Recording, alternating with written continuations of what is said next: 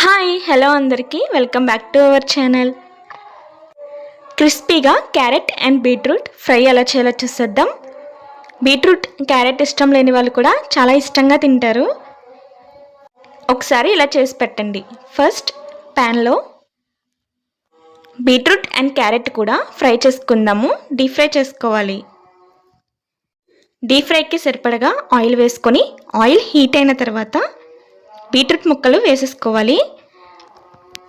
High ఫ్లేమ్లోనే fry చేసుకోవాలి. అప్పుడే మనకి ముక్కలకి ఆయిల్ ఎక్కువగా పీల్చకుండా ఉంటుంది. 2-3 మినిట్స్కి మొత్తం అంతా కూడా బాగా కలిసేంత వరకు మిక్స్ చేస్తూ ఉండాలి. అప్పుడే ముక్కలన్నీ కూడా ఈవెన్గా ఫ్రై అయ్యి క్రిస్పీగా ఉంటాయి. బీట్రూట్ ముక్కలు ఉడకడానికి కాస్త టైం పడుతుంది. బీట్రూట్ ముక్కలు మీడియం సైజులోనే కట్ చేసుకోవాలి. అప్పుడే ఆయిల్లో బాగా ఫ్రై అవుతాయి. అలాగని బాగా చిన్నగా కట్ చేయకండి, ఎక్కువ ఆయిల్ పీల్చేస్తాయి. బీట్రూట్ ముక్కలన్నీ కూడా క్రిస్పీగా ఫ్రై అయిన తర్వాత వేరే ప్లేట్లోకి ట్రాన్స్ఫర్ చేసేసుకోండి.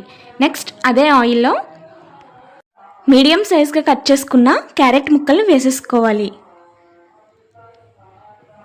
క్యారెట్ ముక్కలు కూడా 90% వరకు కుక్ చేసుకోవాలి. బీట్రూట్ అండ్ క్యారెట్ కూడా సపరేట్గానే ఫ్రై చేసుకోవాలి.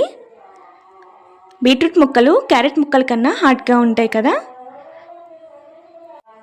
కాబట్టి విడివిడిగానే ఫ్రై చేసుకోండి. రెండు కలిపి ఫ్రై చేసుకోవద్దు. వీడియో క్లిప్లో చూపిస్తున్నట్టు 2-3 మినిట్స్కి చెక్ చేసుకుంటూ అంతా కూడా బాగా మిక్స్ చేసుకుంటూ ఉండాలి. అప్పుడే ముక్కలన్నీ కూడా ఈవెన్గా ఫ్రై అవుతాయి.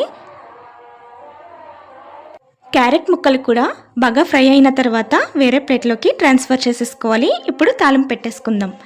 ఫస్ట్ ప్యాన్లో 2 టేబుల్ స్పూన్స్ వరకు ఆయిల్ వేసుకోవాలి. ఆయిల్ హీట్ అయిన తర్వాత వెల్లుల్లిపాయలని దంచుకొని వేసుకోవాలి. 10 వరకు వెల్లుల్లిపాయలు వేసుకోవాలి. వెల్లుల్లిపాయలు కాస్త ఎక్కువగా ఉంటేనే ఫ్లేవర్ చాలా బాగుంటుంది. తర్వాత పొడుగ్గా కట్ చేసుకున్న ఒక మీడియం సైజ్ ఆనియన్ అలాగే పచ్చిమిర్చి కూడా వేసుకోవాలి.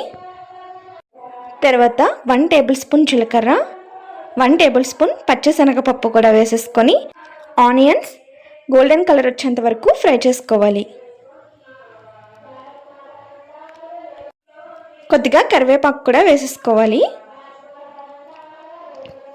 ఆనియన్స్ కాస్త గోల్డెన్ కలర్ వచ్చిన తర్వాత మనం క్రిస్పీగా ఫ్రై చేసుకున్న బీట్రూట్ క్యారెట్ ముక్కలు ఉన్నాయి కదా, అవి వేసేసుకోవాలి.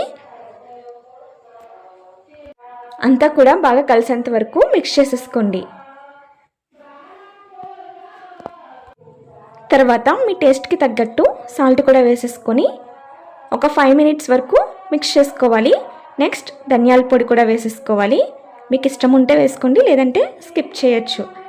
ఇలా 1/2 టేబుల్ స్పూన్ ధనియాల పొడి వేసుకుంటే టేస్ట్ బాగుంటుంది.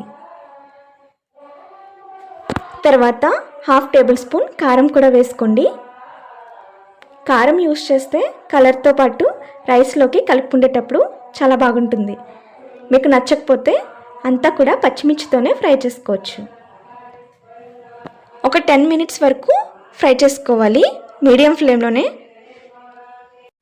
బీట్రూట్ క్యారెట్ ఇష్టం లేని వాళ్ళకి ఇలా చేసి పెట్టారంటే చాలా టేస్టీగా అండ్ చాలా ఇష్టంగా తింటారు. పప్పు సాంబార్లో కూడా సైడ్ డిష్గా చాలా బాగుంటుంది.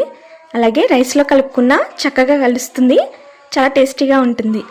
మీకు నచ్చితే డెఫినెట్గా ఇంట్లో ట్రై చేసి మీకు ఎలా కుదిరిందో నాకు కామెంట్ చేసి చెప్పేయండి. అలాగే మీ రిలేటివ్స్కి ఫ్రెండ్స్కి షేర్ చేసేయండి. Subscribe for more videos.